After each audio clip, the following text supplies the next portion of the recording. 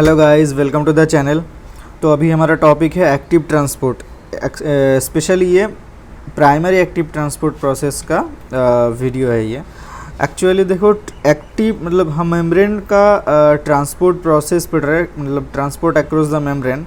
वहाँ पे हम देखे थे दो होता है, एक तो होता है पैसिव और दूसरा होता है एक्टिव। किसके बेसिस पे ये मतलब ये क्लासिफिकेशन होता है?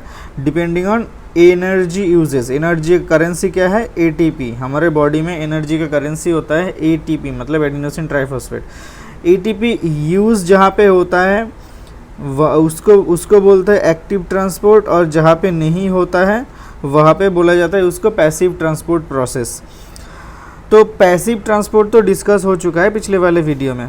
अभी एक्टिव ट्रांसपोर्ट पढ़ना है। अभी देखो, एक्टिव ट्रांसपोर्ट का वीडियो को मैंने 3 सेपरेट वीडियो में डिवाइड किया है। एक तो प्राइमरी एक्टिव ट्रांसपोर्ट, दूसरा होता है सेकेंडरी एक्टिव ट्रांसपोर्ट, और कुछ अदर एक्टिव ट्रांसपोर्ट प्रोसेस है जो एक्चुअली स्पेसिफिकली सारे के सारे कैरेक्टरिस्टिक्स तो एक्टिव ट्रांसपोर्ट का फॉलो नहीं करते, मतलब कॉन्सेंट्रेशन ग्रेडियंट के अगेंस्ट में ट्रांसपोर्ट करना होता है, लेकिन वो कुछ स्पेशल टाइप का ट्रांसपोर्ट प्रोसेस है, लाइक वेसिकुलर ट्रांसपोर्ट। उसके लिए अलग वीडियो है। ओके, सो यहाँ पे डिस्कस करना है सिर्फ प्राइमरी एक्टिव ट्रांसपोर्ट। क्यों? देखो, मेनली एक्टिव ट्रांसपोर्ट को प्राइमरी और सेकेंडरी में डिवाइड किया जाता है। प्राइमरी में मतलब प्राइमरी जो होता है, यहाँ पे जो करियर प्रोटीन है उसका इन एटीपीएज एंजाइम एक्टिविटी रहता है, जो transport enzyme activity of career protein, और इसे एक्चुअली करियर नहीं, इसे चैनल प्रोटीन बोला जाता है, चैनल। ओके, तो ये जो ट्रांसपोर्टर है इसकी खुद का ही एटीपीएस एंजाइम एक्टिविटी रहता है। इसीलिए जो भी एग्जांपल्स होंगे यहाँ पे सारे के सारे के लास्ट में एटीपीएस नाम होगा ही, जो जितने भी सारे प्राइमरी एक्टिव ट्रांसपोर्टर हैं। लाइक सोडियम पोटेशियम सबसे मोस्ट कॉमन, मतलब मोस्ट कॉमन जो एग्जांपल है वो सोडियम पोटेशियम एटीपीएस है। कैल्शियम एटीपीएस हो सकता है, H+ एटीपीएस हो सकता है, प्रोटॉन पंप बोला जाता है इसे, और कैल्शियम एटीपीएस।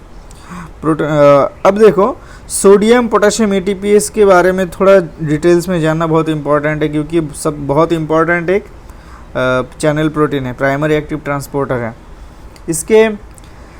इसका जो फीचर्स में सबसे पहले आता है कि ये एक ट्रांस मेम्ब्रेन प्रोटीन है। मतलब ये जो सेल है अगर, और यहाँ पे इस जगह यहाँ पे मान लेते हैं ये ट्रांसपोर्टर प्रोटीन है, तो इसका जो विस्तार है, इसको अगर जूम करके, ये सेल मेम्ब्रेन को अगर जूम करके ड्रॉ करते हैं, तो अगर ये मान लेते हैं ये इनर साइड है और ये आउटर साइड है, तो ये जो सोडियम पोटेशियम एटीपीएस है, आउटर साइड से इनर साइड तक पूरा जो लेंथ है सेल मेम्ब्रेन का, पूरा लेंथ तक इसका स्प्रेड रहेगा। इसका स्प्रेड एक होता है अल्फ़ा, और इसका 2 सब यूनिट से फॉर्म होता है। एक होता है अल्फ़ा और दूसरा होता है बीटा।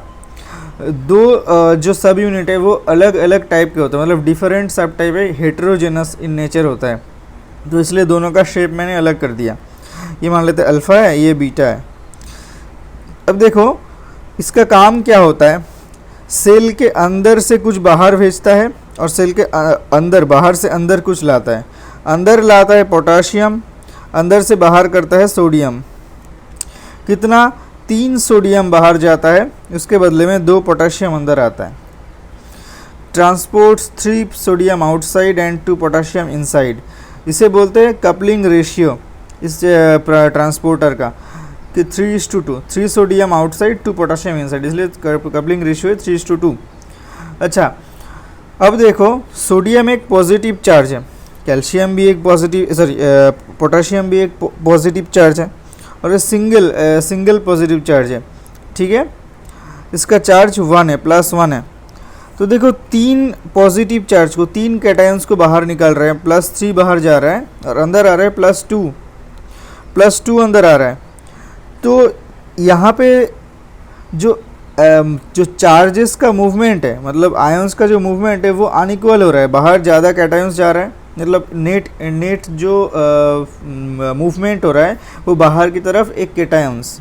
अच्छा, और इसीलिए ये एक इलेक्ट्रोजेनिक पोटेंशियल डेवलप करता है, इसलिए इस ट्रांसपोर्टर चैनल को मतलब ट्रांसपोर्टर को इलेक्ट्रोजेनिक पंप भी बोला जाता है।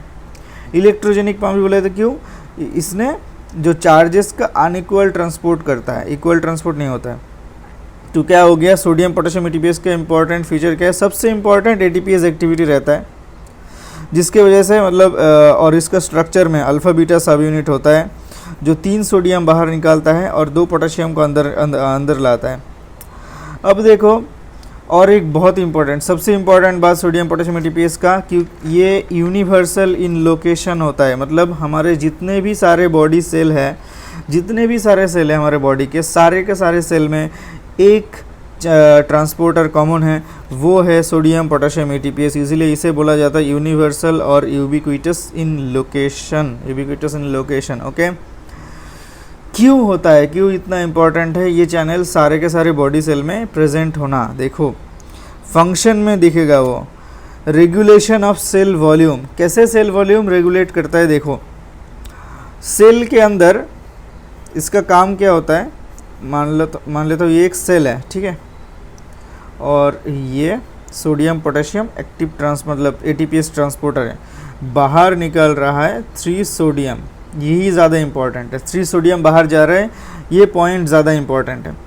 हम जानते हैं कि सोडियम एक ऑस्मोटिकली, सोडियम जो है ये ऑस्मोटिकली एक्टिव सब्सटेंस है, osmotically active substance, active molecule है, जिसका काम क्या है? इसके साथ मतलब इसके नेचर के वजह से सोडियम, क्योंकि एक ऑस्मोटिकली एक्टिव सब्सटेंस है, इसके नेचर की वजह से इसके साथ एक वाटर मॉलिक्यूल भी जाएगा, इसके साथ एक वाटर मॉलिक्यूल भी जाएगा। मतलब सेल के अंदर से बाहर सिर्फ 3 सोडियम नहीं जा रहा है, उसके साथ क्या जा रहा है?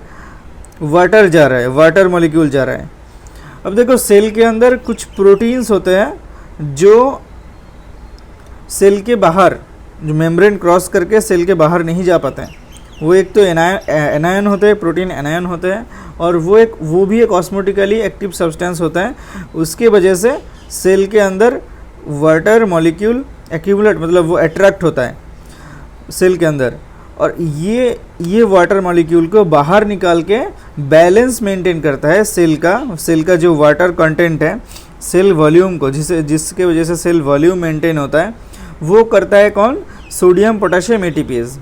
अगर ये काम नहीं करेगा, मतलब मान लो सोडियम पोटेशियम एटीपीएस काम नहीं करता है, तो 3 सोडियम बाहर नहीं जाएगा, तो सेल के अंदर प्रोटीन की वजह से सेल के अंदर वाटर तो एक्यूमुलेट होता रहेगा, लेकिन उसका मतलब बाहर निकालना नहीं होगा, तो वो एक्यूमुलेट होता रहेगा। एक टाइम पे वो सेल स्वेल कर जाएगा, स्वेल अप हो जाएगा, एक बर्स्ट भी हो सकता है, ठीक है, सेल का डेथ भी हो सकता था, लेकिन वो मेंटेन कर रहा है, वो मतलब सेल का वॉल्यूम मेंटेन करने के लिए बहुत ही इंपॉर्टेंट रोल प्ले करता है सोडियम पोटेशियम एटीपीएस, ठीक है। अब देखो, इसके बाकी फंक्शन जानने से पहले वो देख लेते हैं कि इसका जो अल्फ़ा सब यूनिट का कुछ स्पेशलिटी है।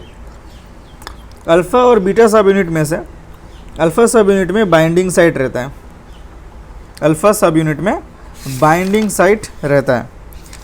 सेल का अगर ये इनर पार्ट है, तो देखो अंदर से बाहर तो सोडियम जा रहा है, तो अंदर के साइड में क्या क्या हमारा बाइंडिंग साइट रहेगा, क्योंकि सोडियम अंदर से बाहर जा रहा है तो अंदर ही अटैच होगा।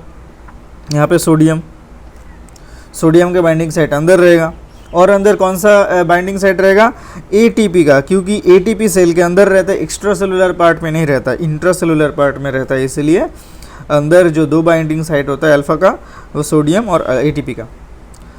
और बाहर से क्या आ रहा था? पोटाशियम, तो बाहर रहेगा पोटाशियम का binding site.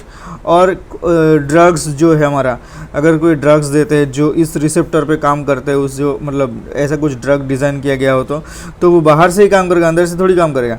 Extra cellular part से, मतलब ब्लड से आएगा या फिर कहीं से भी आएगा, वो बाहर से ही अटैच होगा। तो बाहर जो ड्रग्स हम डिज़ाइन किए उसके अल्फ़ा सब यूनिट में, वो है डिजॉक्सिन, ठीक है। ये जो ड्रग्स है वो क्या है?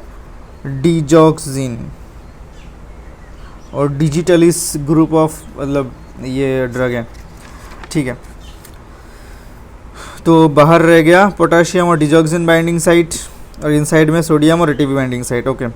फंक्शन एक तो हो गया सेल वॉल्यूम मेंटेन करता है, दूसरा क्या है minor contribution to resting membrane potential. Membrane potential, resting membrane potential कितना होता है, न्यूरॉन में -70, मतलब नेगेटिव में रहता है, न्यूरॉन में -70, स्केलेटल मसल में कितना रहता है -90 मिलीवोल्ट। ये जो चार्ज जो प्रोड्यूस हो रहा है, मतलब अंदर जो नेगेटिव पोटेंशियल डेवलप हो रहा है, रेस्टिंग मेम्ब्रेन पोटेंशियल मतलब माइनस में है, क्योंकि नेगेटिव पोटेंशियल डेवलप हो रहा है। किसके वजह से हो रहा है, क्योंकि ये जो है यहाँ पे बोले थे ये इलेक्ट्रोजेनिक पंप है। सोडियम पोटेशियम एटीपीएस चार्जेस का अनइक्वल मतलब ट्रांसपोर्ट करता है, जिसके वजह से सेल के अंदर नेगेटिव चार्जेस, देखो एक कैटायंस बाहर जा रहे हैं, मतलब कि सेल के अंदर एक नेगेटिव चार्ज डेवलप हो रहा है, जो कंट्रीब्यूट करता है रेस्टिंग मेम्ब्रेन पोटेंशियल पे। बहुत ही माइनर कंट्रीब्यूशन है वो। और तीसरा क्या है, indirect energy source for secondary active transport process. Obviously primary इसलिए बोला जाता है एक्टिव ट्रांसपोर्ट प्रोसेस कि यहाँ पे जो ट्रांसपोर्टर होता है इसमें एक मतलब खुद ही एटीपीएस एक्टिविटी दिखा सकता है, मतलब एटीपी को मतलब तोड़ के वहाँ से एनर्जी ड्रॉ करता है, और उस एनर्जी के वजह से ये ट्रांसपोर्ट करता है अगेंस्ट कॉन्सेंट्रेशन। ठीक है, इस सबसे इम्पॉर्टेंट पार्ट है, against concentration gradient transport. Active transport primary या फिर सेकेंडरी एक्टिव ट्रांसपोर्ट का मतलब है ये against the concentration gradient transport करेगा। और ये जो एनर्जी मिलता है इसके वजह से एनर्जी खर्च करना ज़रूरी होता है, वो प्राइमरी एक्टिव ट्रांसपोर्टर में खुद ही उनमें से मतलब खुद ही वो एटीपी ब्रेक डाउन कर सकता है। लेकिन सेकेंडरी एक्टिव ट्रांसपोर्टर ऐसे खुद से नहीं कर सकता है। ये जो एनर्जी ब्रेक डाउन की वजह से, मतलब ये जो ट्रांसपोर्ट हुआ प्राइमरी एक्टिव ट्रांसपोर्ट में, इसका कुछ ग्रेडियंट यूज़ करता है, जिसके वजह से सेकेंडरी एक्टिव ट्रांसपोर्टर अपना काम कर सकता है, मतलब जो ट्रांसपोर्ट कर सकते हैं मॉलिक्यूल्स को, वो तब सेकेंडरी एक्टिव ट्रांसपोर्ट में जानेंगे। और रेगुलेशन मतलब सोडियम पोटेशियम एटीपीएस जो पंप है, इसका एक्टिविटी रेगुलेट हो सकता है, मतलब इसका एक्टिविटी इंक्रीज़ हो सकता है या फिर डिक्रीज़ हो सकता है। इंक्रीज एक्टिविटी कब देखा जाता है, थायराइड हार्मोन की वजह से हो सकता है, मतलब हाइपरथायरॉयडिज्म स्टेट में, हाइपरथायरॉयड स्टेट में सोडियम पोटेशियम एटीपीएस का एक्टिविटी बढ़ जाएगा। दूसरा इंसुलिन कर सकता है, एल्डोस्टेरोन कर सकता है, इंक्रीज एक्टिविटी। और डिक्रीज एक्टिविटी किससे करता है, डिजिटलिस और डोपामिन। ओके, तो ये था मेनली प्राइमरी एक्टिव ट्रांसपोर्ट, मतलब उनमें से कौन सा पड़े, सोडियम पोटेशियम एटीपीएस का। इसको डिटेल्स में जाने हैं हम। इसके अगले वीडियो में सेकेंडरी एक्टिव ट्रांसपोर्ट पढ़ना है, तो मिलते हैं नेक्स्ट वीडियो में। Till then good bye.